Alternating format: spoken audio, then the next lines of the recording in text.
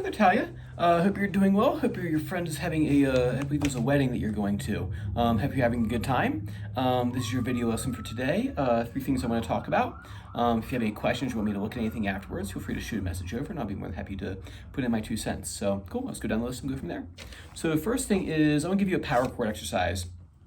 I think we did, let's see, we were doing, what was it, the Beatles tune, Don't Let Me Down, with the F sharp 5 power chord in there. And everything was looking pretty good on that last time, so I'm thinking this time we'll expand upon that. So the power chord exercise is chromatic, and we're gonna jump between root 5 and root 6. Just as a recap, remember that every fret of the guitar is like another key on the piano, just moving up chromatically. F sharp, G sharp, so on and so forth. And what we can do to practice moving between power chords on root 5 and root 6 is to do that. So the exercise is this. I will bring this closer so you can see. I'm gonna start here on F5 on root 6, right? Oops. Wait a minute, I'm gonna drop D, let me fix that. So I was just doing a Rage Against the Machine lesson. So that's not perfect fifth. There we go.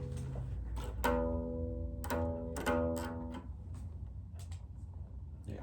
All right, so we have this F5 right here, right? Right, and then what we're gonna do is we're gonna jump it down to the B flat on string 5, or root 5, and we're gonna go to F sharp, G flat, whatever you want to call it. B, G, C, B flat, A, E, just jumping it back and forth. And as you notice, as you go up the neck, the frets get tighter and tighter, and sometimes getting up towards here can be a little tricky to get your fingers in position. So see what I did was I did a chromatic jump on root 6, went to root 5, went one fret higher, chromatically going up the neck. When you get to the top, you can come back down. Maybe not that fast, but you get the idea though. You'll build up your stamina when playing power chords, because there's a ton of great power chord rock songs out there that we will probably be looking at, more than likely looking at. All right, cool. So practice that exercise. And then the next thing I want you to work on are what I call pyramid fingers. So ultimately, the ultimate thing we're kind of aiming towards is a bar, but a bar is really tricky for someone just starting out on guitar. Kind of have to build a hand strength for it. The first bar that we're going to do is a 2-string bar, right? And what you're going to do is you're going to take your finger like this, right? You got your pointer finger. And see, this is why I call it pyramid finger, because it looks like a pyramid. So when I put my finger on the fretboard to do a 2-string bar, if I take that back, or take that off, if I take it off, look what my finger looks like right there. It is that pyramid shape. So you can make it different heights depending on where you're on the neck. So if you're like up here, the pyramid is gonna be a lot steeper than like if you're down here. Or say like right here, the pyramid might not be as, oh actually yeah, it is pretty steep on that one. But one thing you wanna watch out for or be aware of is that when I do this, this right here, maybe if you can see, I'm going to be pointing at myself. So I'm not doing it like straight up and down like this. Like if I did a full bar, I'd be pointing more towards the ceiling. These partial 2-string bars, you're going to be pointing back at yourself. So if I put a laser on my tip of my finger, the beam would hit me in my face. So it's not as straight up and down because that feels kind of weird. And if you do that, then you're more on the side of the finger right here. So 2-string bar, I am barring string 5 and string 4.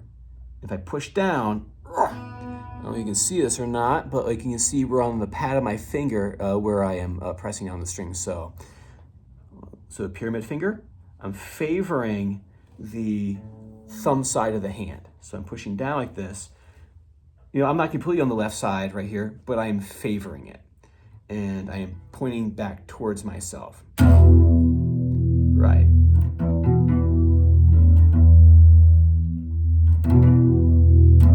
So one more time, pyramid finger, right? You bring that pyramid to the 5th and 4th strings. You're pointing at yourself, and you can take a look from this angle. You can even see the pyramid right there, right? I lower my thumb. If my thumb is too high, it makes everything so much hard. It makes everything a lot harder to get to. Like this right here, like I'm muscling this on here, but my thumb will be just a little bit lower. Right? There'll be a couple things on my tombstone. One of them will be drop your thumb. Right? I say it every day. thumb. And you can see, so you can see where my thumb is. It's not shooting over the top like this. It's come here like this. And what you're going to do is you're going to hit bottom 2 strings, or sorry, bottom 3 strings, I should say, 6, 5, and 4. So practice on, off, on, off, on, off, right? Cool. And then the next thing I want you to work on is a tune by Weezer called Beverly Hills. Let's see, you pull some distortion here. Right, your guitar doesn't have distortion because it's an acoustic, but I will play with distortion on mine until you play it on acoustic if you want. All right, so the first chord in here is an F5 power chord, root 6. I've taken a little bit of writing it out for you. You're gonna hit twice. Cut. That's it. So 1 and 2 and 3 and 3 and 4 and 1 and 2 and 3 and 4. And what I'm doing there, I'm going from F5 and I'm hopping down to a B flat 5. So it's got A, B flat, it's a power chord. That's why it's 5. It's a perfect 5th. He does that 3 times.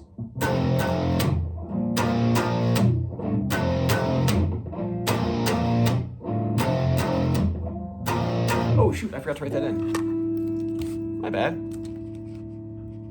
Let's fix that.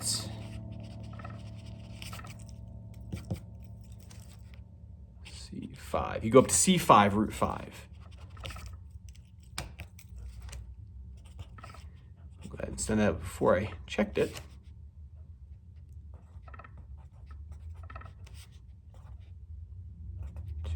And then pyramid finger goes here. Oops. All right. So B flat, or say F, B flat, F, B flat 5, F, B flat. Then we go up to C5, root 5, which is A, B flat, B, C, and then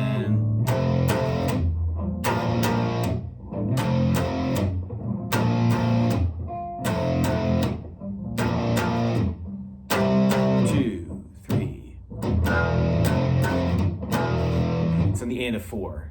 So, 2. Which I think is a fun rhythm. I think it's the glue that it's kind of the kind of thing in the riff that kind of holds it together, because this is the most interesting part of that riff, in my opinion. So one more time, whole riff. 2,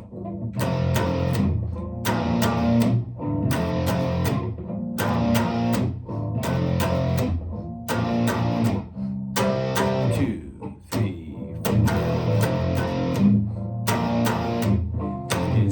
That's pretty much the tune right there. There's like a little solo in there, but we don't need to worry about that right now. We're not quite there yet. Cool. So practice that for me. If you have any questions or want me to look at anything, like I said before, feel free to shoot them on over. And if not, I will see you at same time next time. Take care.